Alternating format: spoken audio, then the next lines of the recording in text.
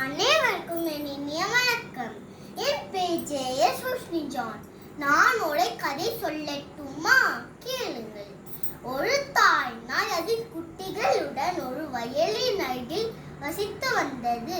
எப்போதும் தாய் நாய் குட்டிகளிடம் எங்கு வேண்டுமானாலும் சென்று விளையாடுங்கள், ஆனால் அந்த கிணற்றின் அருகே செல்ல வேண்டாம் என்று கூறியிருந்தது. அன்னை ஏன் கிணற்றின் அருகே செல்ல வேண்டாம் என்று கூறுகிறார்? அப்படி அங்கு என்னதான் இருக்கிறது? என்ன யோசித்த ஒரு குட்டி நாய் கிணற்றின் அருகே சென்று எட்டி பார்த்தது.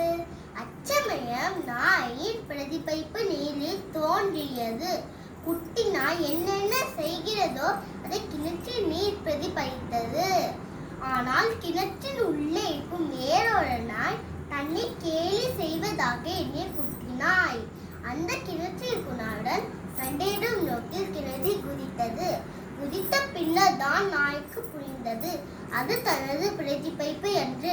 மேலே எப்படி செல்வது என்று அறியாமல் குறைத்து கொண்டே நீரில் நீந்தி கொண்டிருந்தது குட்டி நாய். நாயின் குறைப்பு சத்தம் கேட்ட விவசாயி நாயை கிணற்றிலிருந்து காப்பாற்றினார்.